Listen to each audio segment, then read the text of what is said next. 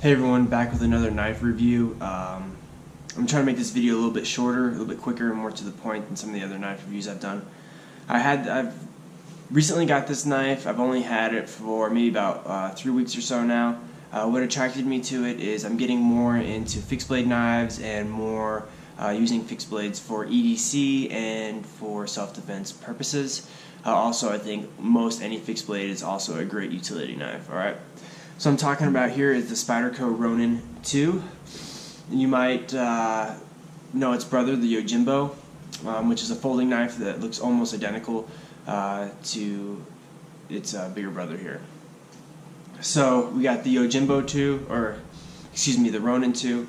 It comes in this, it doesn't come in the case, but it comes with this black case. The case is made out of, it's not a Kydex sheath, unfortunately, because Kydex is a very tough, durable material. I'm actually looking at the Spyderco website right now, and the case is made out of Bolteron.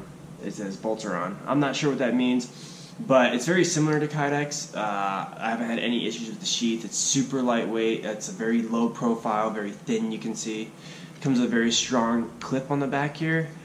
This clip is super strong, super tight. I know that I've seen Spyderco sell these clips by themselves, and that you can get a replacement one very easily if you need. Actually, when I bought this, I changed the clip around a few different times. You can see screws through here. They're actually not screws, I'm sorry, a little Allen wrench screws, I guess. I don't know, you have to use an Allen wrench to take them out, a very small one. But I've changed it around a bunch of different spots on the sheath here to find what I like, and it was very easy, very simple to do that. It took me probably 30 seconds to rotate it around. So the belt clip here is about an inch. You could probably stuff maybe an inch or an inch and a half thick belt in here pretty easily. But anyways, with the backstory on why I like this knife, it's a great EDC, super low profile, super light. And it's super easy to pop out of the sheath here. You just put your thumb on the thumb push or thumb press, whatever design this is right here. You can see how easy it is. Put your thumb right there, and you just literally press on your thumb. You can see it pop right out. You can tell by just the straight edge you have here that this is definitely a self-defense made knife.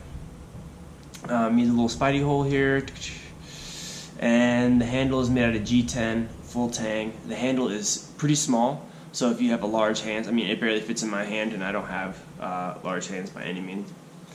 But if you have a large hand, it might not be, you might not like the comfort of the handle. However, it is pretty grippy.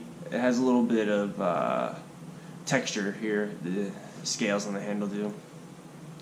But the smallest of the handle is awesome for EDC. So I've EDC'd some fixed blades before, and when you sit down, they kind of stab you in the ribs, or you can kind of feel them flopping around on your side. Not the case with this. I barely know this is here when I'm EDCing it in the sheath. So in a minute, I'll show you how I like to EDC this knife, but I'm just talking a little bit more about the blade. So the tip is very sharp. I actually was just testing the sharpness of the tip about a day or two ago, and pressed a little too hard and definitely started to bleed on the tip of my finger here. The blade comes extra sharp. You'll see in this photo. I was just kind of testing the sharpness on the side of my hand here, and it cut me very easily. I was pretty surprised.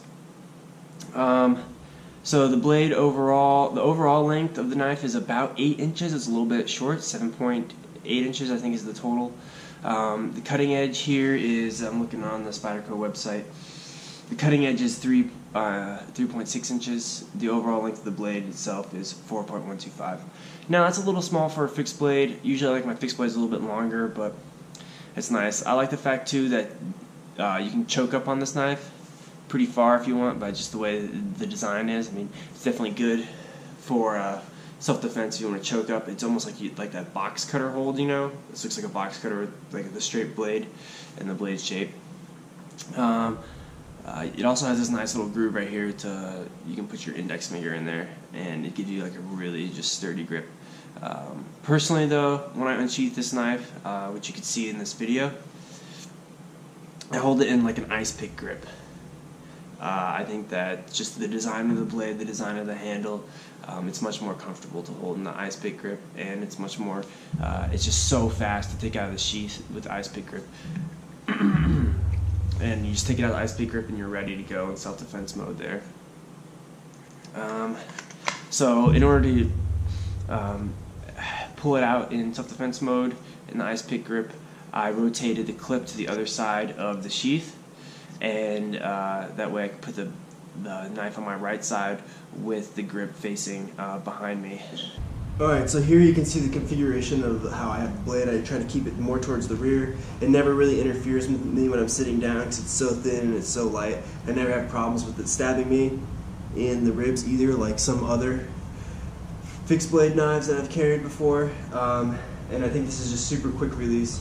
Like your shirt can cover up the knife pretty easily for concealed purposes. And then also, I like carrying it. It's a lot faster to take out than a regular pocket knife in this mode. I just reach back and then pull it out, pull the blade out. Super easy, super quick.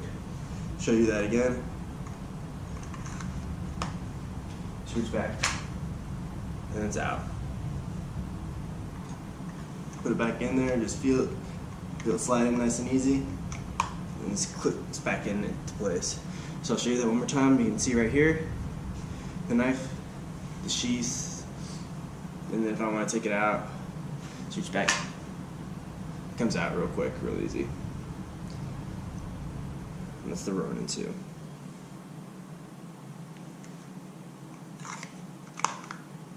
Never had any issues with the blade. The knife doesn't even wiggle when it's in the sheath, so I've never had any issues with it flopping around or feeling like it was going to come unsecure accidentally when I EDC it in this like upside down reverse carry position.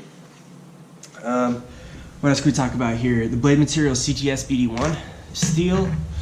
That's not the best steel. I mean, it's definitely not the worst, but certainly not the best.